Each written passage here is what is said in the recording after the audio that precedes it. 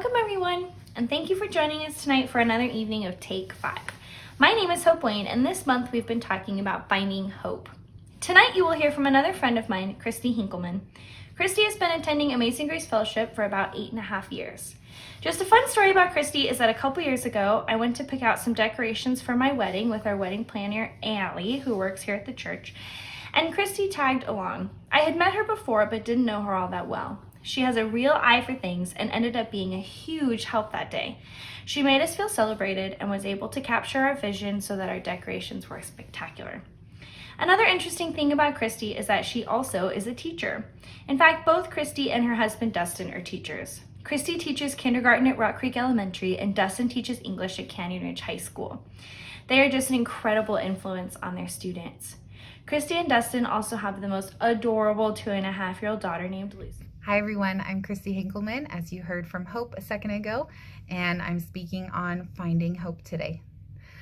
So as I was thinking about this topic, I realized that I needed more of a definition for me of what hope was. And so for me, hope means looking forward to something good, something that I want. And this past year, I've had a lot of ups and downs, as I'm sure we all have, with hope.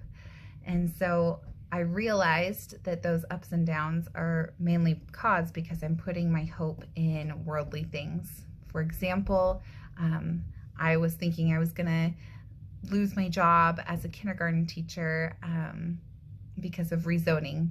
COVID changed that. So I rode the emotional roller coaster from disappointment to joy. As we've all seen, people have been a little more on edge lately and just unkind to one another. And so even my faith in humanity has been a little shaken this year. But then I see something that somebody does that's kind for another person, and then my faith is restored a little bit.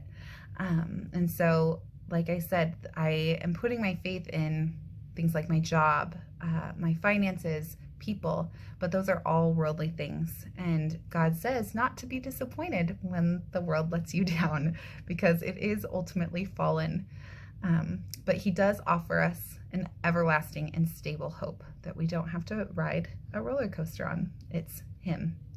And so when I first heard, or, like when you're little, you think about hope, oh, well, someday I will go to heaven and that will be really good. He will wipe away all our tears. We will no longer be thirsty, hungry. But I know God has hope for us here on earth too. And I'm realizing that, yes, I can still look forward to good things in life and in heaven, but I also don't have to be scared of the hard times because of the hope he has for us. So just some promises that help me, that have really resonated with me during this year and other hard times are, I know that I can take comfort in him because he comforts those who mourn, Matthew 5:4. He will never leave me nor forsake me, Hebrews 13:5. I can endure whatever is being thrown at me. I haven't always believed that. And I will be protected by him because he will be my strength and my shield, Romans 28:7. I can grow in character, learn life lessons, and gain compassion for others because he will bring beauty from ashes, Isaiah 61:3. And he will bring peace that surpasses all understanding, Philippians 4:7. I know that's one we could all use right now. So his hope promises that he won't protect me from every disappointment, but I can find hope in those promises that he has for me. He will get me through those hard times, and he will bring good out of them. So some examples that I've seen also from this year that I really think God has used to show how he can bring hope out of just bad situations are the COVID sickness and deaths.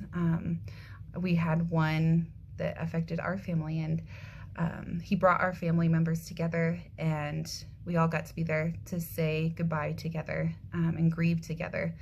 And he used those doctors and nurses to love on our loved one when we couldn't be there. I've had just tensions with other people, and God's really used it to teach me how to love on others better and in different ways than I'm used to.